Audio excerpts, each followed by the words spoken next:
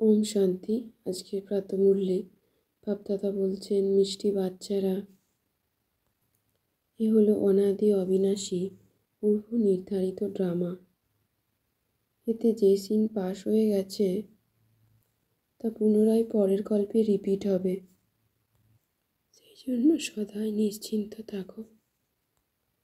আজকের মূল্যের প্রশ্নে বাবা বলছেন, এই দুনিয়া যে তার তমপ্রধান অবস্থায় পৌঁছে গেছে তার চিহ্নগুলি কী কী? উত্তরে বাবা বলছেন, দিন দিন উপদ্রব হতেই থাকে, কত বিশৃঙ্খলা হয়েই চলেছে। চোর মারপিট করে লুটে নিয়ে যায়, অসময়ে বৃষ্টিপাত হতে থাকে, ফলে কত ক্ষতি হয়ে যায়। এই সবই হলো তমপ্রধানতার চিহ্ন।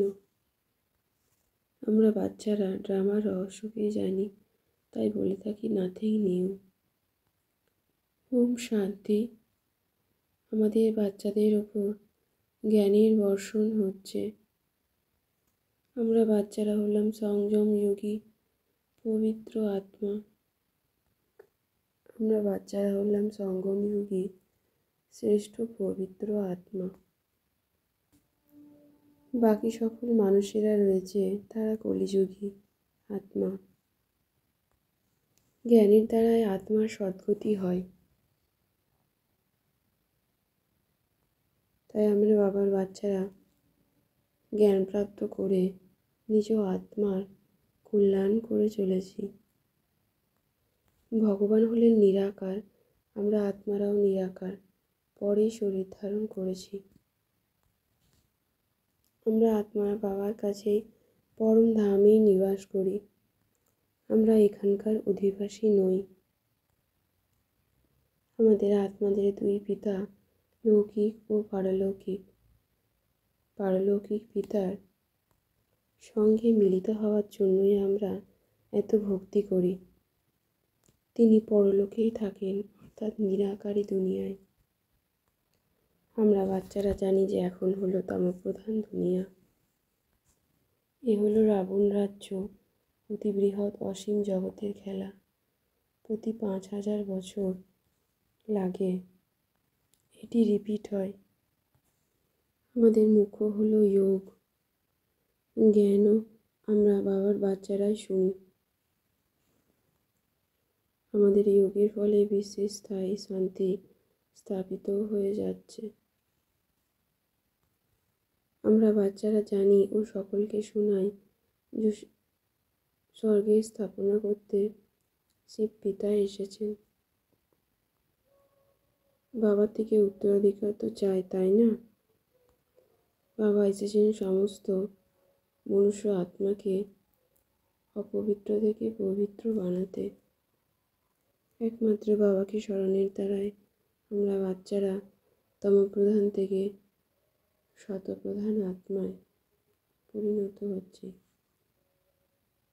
পরমপিতা পরমাত্মা শিব আমাদের সকল আত্মার পিতা।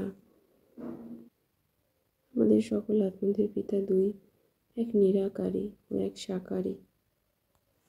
আমরা পরমপিতা পরমাত্মার অ্যাডপ্টেড চাইল্ড। এই নতুন সৃষ্টি স্থাপিত হচ্ছে সঙ্গম যুগে। এখন আমাদের বাচ্চাদের পুরুষোত্তম হওয়ার যুগ। আমরা বাচ্চারা এখন সঙ্গম যুগেই দাঁড়িয়ে রয়েছি এবং অন্যরা কলিযুগেই দাঁড়িয়ে রয়েছে। যেন পার্টিশন হয়ে গেছে। আমরা আত্মারা হলাম পরস্পর ভাই ভাই, একে অপরকে ভালোবেসে ক্ষীরখণ্ড হয়ে রয়েছি। আমরা বাচ্চারা রাবণের উপর বিজয় প্রাপ্ত করছি বাবার শ্রীমতে চলে। বাবার শ্রীমতে চলে আমরা বাচ্চারা বিশ্বের মালিক হয়ে যাচ্ছি। সেই জন্য তিনি হলেন সর্বোচ্চ ভগবান। আমরা বাবার ঈশ্বরীয় সন্তান, তাই আমরা ক্ষীরখণ্ড হয়ে থাকি। আমরা আত্মারা বাবার সহযোগী হয়ে পুরুষোত্তম বানানোর ক্ষেত্রে সহযোগী হয়ে উঠছি। তাই আমরা বাচ্চারা নিজ আত্মার মধ্যে সকল দৈবগুণ ধারণ করছি। আমরা বাচ্চারা এখানেই ক্ষীরখণ্ড হয়ে একে অপরের প্রতি প্রেম রাখি। আমরা বাচ্চারা একে অপরের প্রতি অত্যন্ত প্রেম রাখি, কেন কি আমরা হলাম ঈশ্বরীয় সন্তান। ঈশ্বর সর্বাপেক্ষা সুন্দর, তাই তো ওনাকে সকলেই স্মরণ করে। তাই আমরা তার সন্তান, তার সমান সকল গুণ নিজ আত্মার মধ্যে ধারণ করে চলেছি। তাই আমরা বাচ্চারা পরস্পরের প্রতি, একে অপরের প্রতি ভালোবাসা ও স্নেহ রেখেই চলি, এবং তার দ্বারাই আমরা বাচ্চারা উচ্চ পদ প্রাপ্ত করছি। আমরা বাচ্চারা দেহি অভিমানী হয়ে সকল দৈবগুণ ধারণ করে পবিত্র আত্মায় পরিণত হচ্ছি। আমাদের বাচ্চাদের পিতার অনুরূপ হতে হবে। বাবার মধ্যে পবিত্রতা, সুখ, প্রেম সব কিছুই রয়েছে। তাই আমরা বাবার আত্মিক সন্তানেরা পবিত্রতা, সুখ, প্রেম, শান্তি এই সমস্ত কিছু নিজ আত্মার মধ্যে ধারণ করে চলেছি, যার দ্বারা আমরা উচ্চ উত্তরাধিকারী প্রাপ্ত করছি। আমরা হলাম ঈশ্বরের সন্তান, তাই সর্বাপেক্ষা সুন্দর হয়ে উঠছি। আমি আত্মা প্রথমে নিজের ঘরকে ঠিক করছি, তারপর অপরকে। আমরা বাচ্চারা মিলেমিশে ক্ষীরখণ্ড হয়েই রয়েছি। আমি বাবার আত্মিক ঈশ্বরীয় সন্তান, সদাই মিলেমিশে আত্মিক রূপে, আত্মারূপে স্থিত থাকি।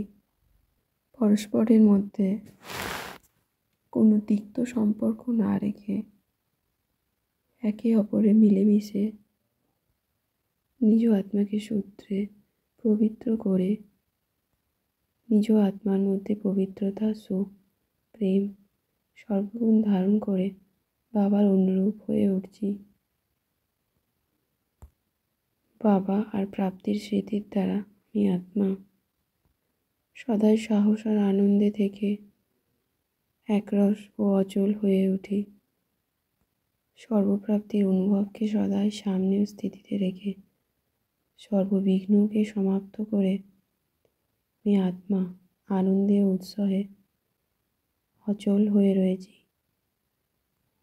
যে কোনো প্রকারের সেবাতে সদাই সন্তুষ্টতা রেখে আমি আত্মা ভালো মার্কস নিয়ে আসি। আমি আত্মা আমার চেহারা ও চলনের দ্বারাই সত্যতা ও সভ্যতাকে ধারণ করে চলেছি। ওম শান্তি, শান্তি, শান্তি। ওম।